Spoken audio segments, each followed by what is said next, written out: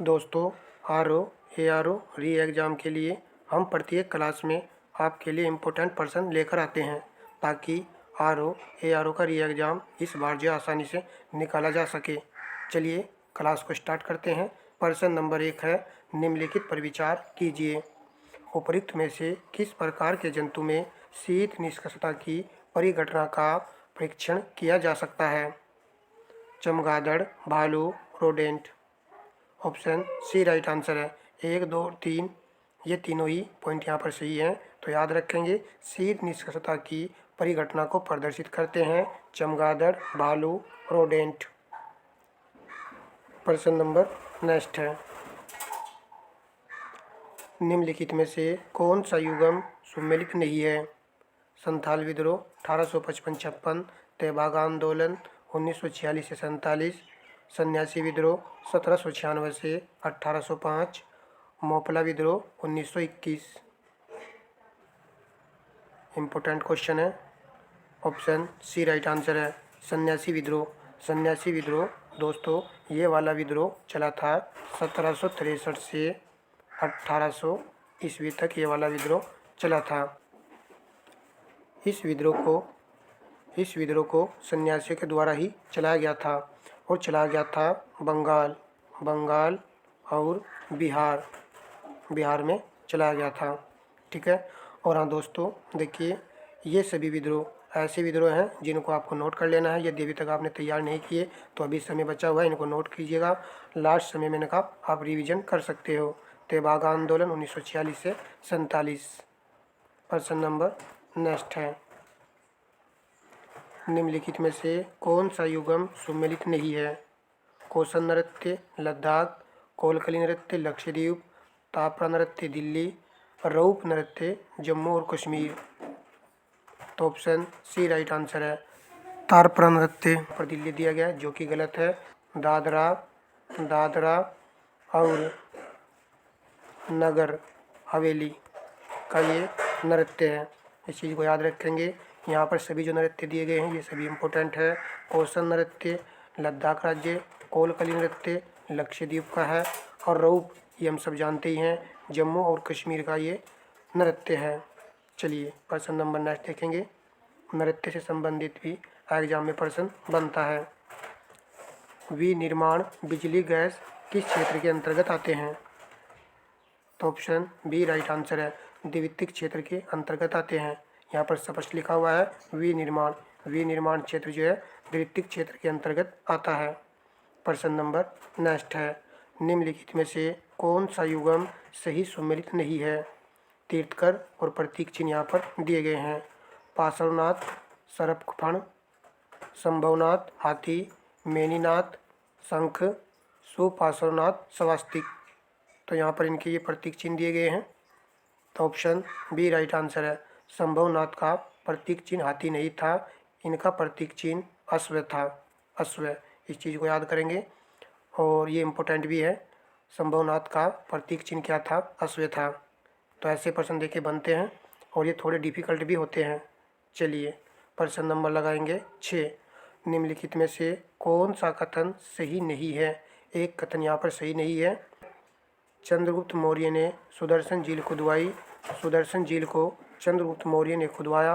अशोक ने इससे नहरें निकाली। इम्पोर्टेंट फैक्ट है ये। रुद्रदामन तथा स्कंदगुप्त के समय इस झील का पुनरुद्धार हुआ। गिरनार अभिलेख की भाषा पाली है और लिपि ब्राह्मी है। रुद्रदामन के जूनागढ़ अभिलेख में चंद्रगुप्त और अशोक दोनों का उल्लेख किया गया है। तो ऑप्शन सी राइट आंसर है, गिरनार अभिलेख की भाषा यहाँ पर पाली दी गई है जो कि गलत है। गिरनार अभिलेख की भाषा दोस्तों संस्कृत है, विशुद्ध संस्कृत है। इस चीज़ को याद रखेंगे। और लिपि इनकी ब्राह्मी थी। यहाँ पर जितने भी फैक्ट दिए गए हैं सभी इम्पोर्टेंट है। जूनागढ़ के रुद्रदामन के जूनागढ़ अभिलेख में चंद्रगुप्त और अशोक दोनों का उल्लेख किया गया है। और इस झील यानी कि सुदर्शन झील का जो जीर्णोद्धार किया गया है वो रुद्रदामन और स्कंदगुप्त के समय में हुआ है, यानी कि इन दोनों ने ही इसका जीर्णोद्धार किया है। ठीक है। चलिए नेक्स्ट प्रश्न देखते हैं। मिलान संबंधी प्रश्न है। सूची फर्स्ट का मिलान सूची सेकंड से करना है। वन्य जीव अभ्यारण्य दिया गया है और सूची सेकंड में राज्य दिया गया है। महानंदा वन्य जीव अभ्यारण्य ये आपका पश्चिम बंगाल राज्य में है, तो ए का 3 आएगा। उसके बाद में लखेरी घाट ये आपका है उड़ीसा राज्य में, बी का 4 है। पंचमंडी मध्य प्रदेश में है। चंद्रप्रभा उत्तर प्रदेश राज्य में वन्य जीव अभ्यारण्य है। 3, 4, 1, 2 ऑप्शन है यहाँ पर आपके प्रश्न का राइट आंसर होगा। नेक्स्ट प्रश्न पर चलते हैं। लखेरी घाट वन्य जीव अभ्यारण्य उड़ीसा राज्य में है। प्रश्न नंबर नेक्स्ट है। निम्नलिखित पर ध्यान दीजिए, इनकी स्थापना जिस सही कालक्रम में हुई है वह है।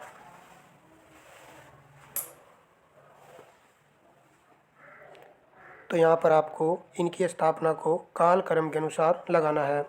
भारतीय औद्योगिक वित्त निगम लिमिटेड, तो इसकी स्थापना की गई थी दोस्तों 1948 में। 1948 ईस्वी में स्थापना की गई थी।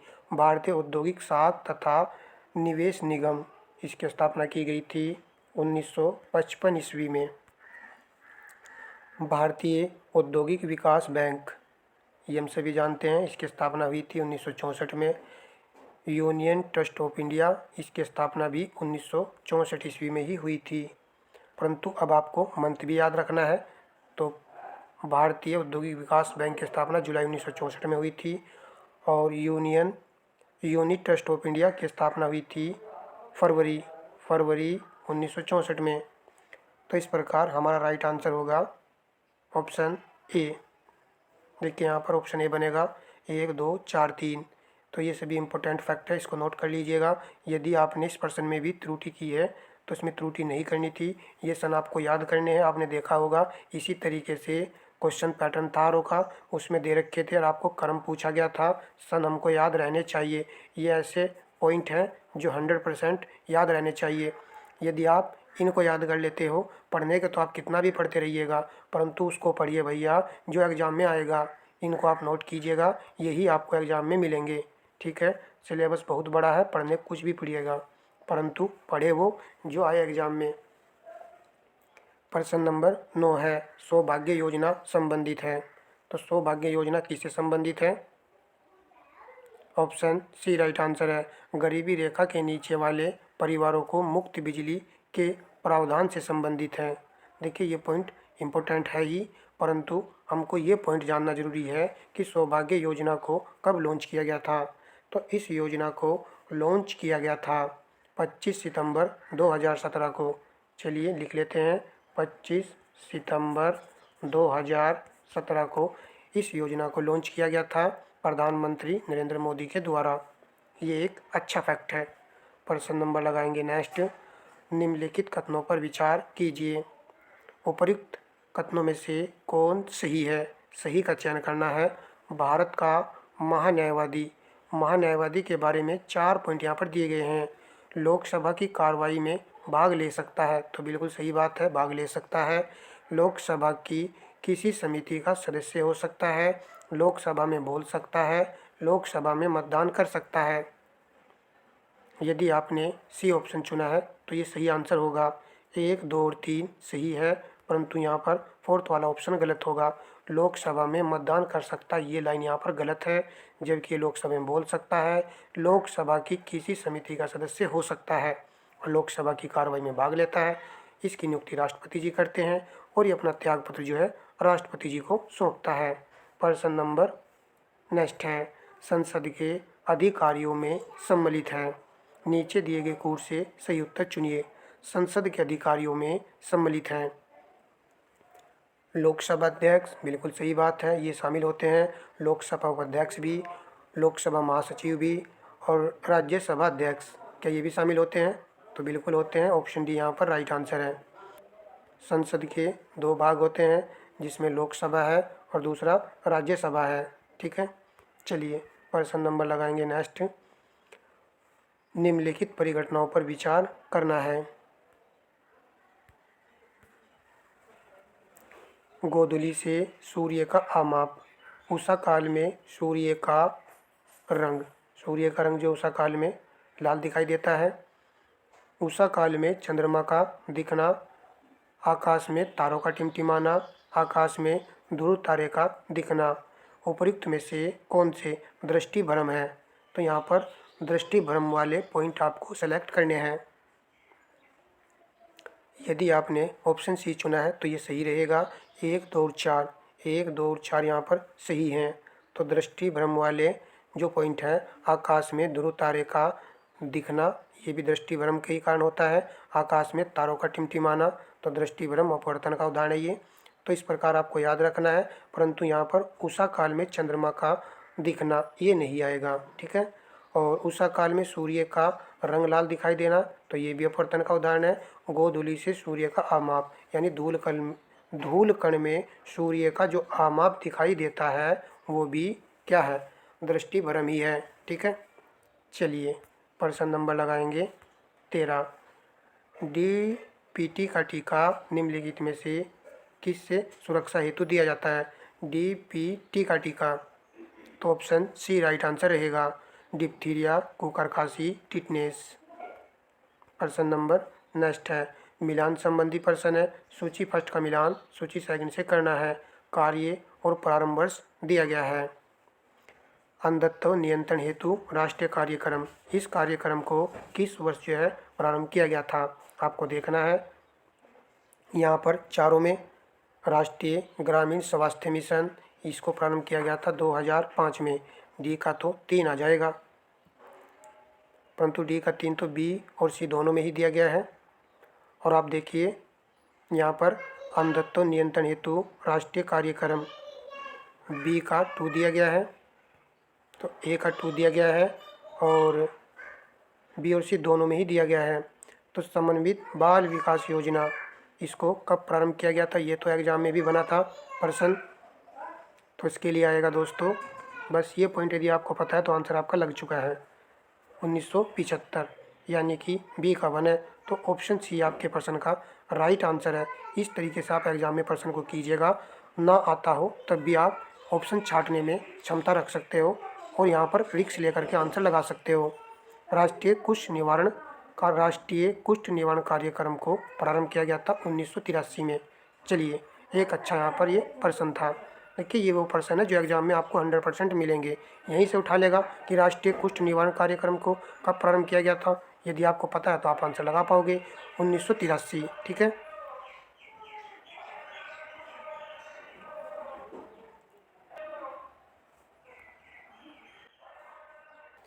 प्रश्न नंबर 15 है, खनिज संपदा के संदर्भ में निम्नलिखित कथनों में से कौन सा सही है? जम्मू कश्मीर के रियासी जिले में लिथियम के अनुमानित संपदा भंडार मिले हैं। तो जम्मू कश्मीर के रियासी जिले में लिथियम के अनुमानित भंडार मिले हैं। भारत अनेक खनिजों यथा लिथियम, निकिल तथा कोबाल्ट के लिए आयात पर निर्भर है। कूट का प्रयोग करना है और सही उत्तर का चयन करना है। यदि आपने ऑप्शन बी चुना है तो ये सही रहेगा। दोनों ही कथन यहाँ पर सही लिखे हुए हैं, तो याद कर लेना है प्रश्न को। भारत की अनेक खनिजों यथा लिथियम, निकेल, कोबाल्ट के लिए आयात पर निर्भर है भारत, और लिथियम के अनुमानित संपदा भंडार आपको जम्मू कश्मीर के रियासती ज़िले में देखने को मिले हैं। प्रश्न नंबर नेक्स्ट है, निम्नलिखित कथनों पर विचार कीजिए। कूट का प्रयोग करना है, सही उत्तर का चयन करना है। उत्तर प्रदेश में पर्यावरण सुरक्षा हेतु पर्यावरण निर्देशालय का गठन 1967 में किया गया। उत्तर प्रदेश के मेरठ और वाराणसी में पर्यावरण निर्देशालय के क्षेत्रीय कार्यालय हैं। देखिए कितना इम्पोर्टेंट ये प्रश्न है। जब एग्जाम में आते हैं तब ऐसा लगता है पता नहीं प्रश्न कहाँ से पूछ लिया है। तो ऐसे प्रश्नों को भाई तैयार करना है, यही एग्जाम का पैटर्न है। तो ऑप्शन बी राइट आंसर है। केवल यहाँ पर 2 सही है। उत्तर प्रदेश के मेरठ और वाराणसी में पर्यावरण निर्देशालय के क्षेत्रीय कार्यालय हैं। उत्तर प्रदेश में पर्यावरण सुरक्षा हेतु पर्यावरण निर्देशालय का गठन किया गया था 1976 ईस्वी में। 1976 में गठन किया गया था। प्रश्न नंबर नेक्स्ट है, काले हिरण हेतु उत्तर प्रदेश में कौन से गैर वन क्षेत्रीय संरक्षण केंद्र हैं? तो गैर वन क्षेत्रीय संरक्षण केंद्र यहाँ पर पूछा गया है। अलीगढ़ में गवाना क्षेत्र, प्रयागराज के मेजा कुरानो क्षेत्र, मिर्ज़ापुर का क्षेत्र। सही उत्तर चुनिए। तो यहाँ पर ऑप्शन ए राइट आंसर होगा। केवल 1 और 2 यहाँ पर सही है। अलीगढ़ के गवाना क्षेत्र, प्रयागराज के मेजा कुरानो क्षेत्र।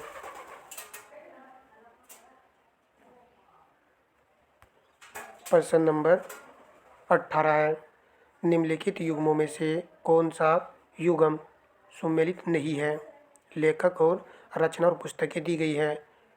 मिनहाज उस सिराज, तारीख़ मुबारक शाही, आमिर खुसरो, आशिकी, जियाउद्दीन बर्नी, तारीख़ फिरोज शाही, इब्न बतूता, रिहला। तो ऑप्शन ए यहाँ पर राइट आंसर होगा। मिनहाज उस सिराज जो लेखक हैं, ये किस पुस्तक के लेखक हैं? आप सब जानते हो, तबक़ात ए नासरी, तबक़ात ए नासरी पुस्तक के ये लेखक हैं। आमिर खुसरो की रचना है आशिकी, इसको याद कर लेना है। और जियाउद्दीन बर्नी, तारीख़ ए फिरोज शाही की ये पुस्तक या रचना है। ठीक है। प्रश्न नंबर देखेंगे नेक्स्ट। मिलान संबंधी प्रश्न है। सूची फर्स्ट का मिलान आपको सूची सेकंड से करना है। ये तो एक ऐसा प्रश्न है जो एग्जाम में अक्सर बनता रहता है और हम सभी इस प्रश्न को जानते भी हैं। दर्शन और पुस्तक। द्वैतवाद के प्रवर्तक किसको माना जाता है? तो ये माना जाता है मध्वाचार्य को। ए का 2 आएगा। अद्वैतवाद के शंकराचार्य जी हैं। बी का 4 आएगा। द्वैतवाद निम्बाकाचार्य। तो सी का 1 है। विशिष्टा द्वैतवाद रामानुजाचार्य। तो डी का 3 है। 2 4 1 3। तो 2 4 1 3 ऑप्शन सी में आपके प्रश्न का राइट आंसर है। सभी का सही आंसर है। प्रश्न नंबर नेक्स्ट है। प्रायद्वीपीय भारत के संदर्भ में निम्नलिखित कथनों पर विचार कीजिए। प्रायद्वीपीय भारत के संदर्भ में कह रहा है। नीचे दिए गए कोड का प्रयोग कर सही उत्तर चुनिए। दक्षिणी प्रायद्वीप के उत्तरी भाग का ढाल पूर्व की ओर है। क्या दक्षिणी प्रायद्वीप के भाग का उत्तरी भाग का ढाल पूर्व की ओर है? तो उत्तरी भाग का जो ढाल है क्या वो पूर्व की ओर है?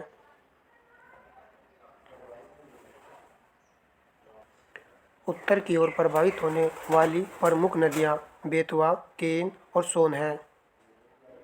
तो यहाँ पर ऑप्शन सी राइट आंसर है। केवल दूसरे वाला पॉइंट सही है।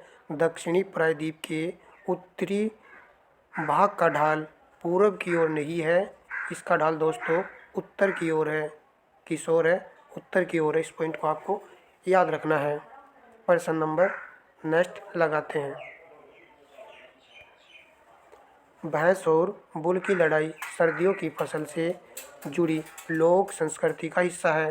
भैंस और बुल की लड़ाई, तो किस राज्य में ये लड़ाई होती है और सर्दियों की फसल से ये जुड़ी हुई है?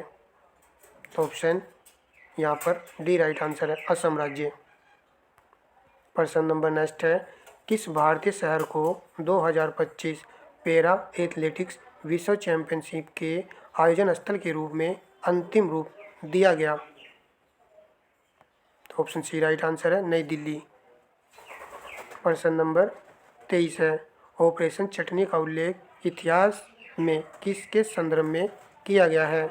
ऑपरेशन चटनी। तो ऑप्शन बी राइट आंसर है, गोवा। प्रश्न नंबर 24 है। बनासकांडा का मसाली हाल ही में चर्चा में रहा क्योंकि?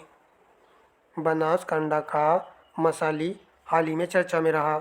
यह भारत का पहला हरित गांव है।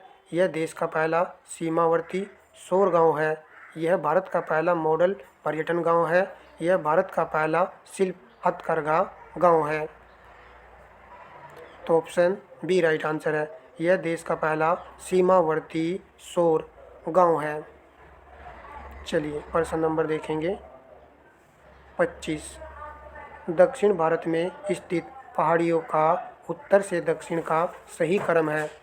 दक्षिण भारत में स्थित पहाड़ियों का उत्तर से दक्षिण का सही क्रम बताना है।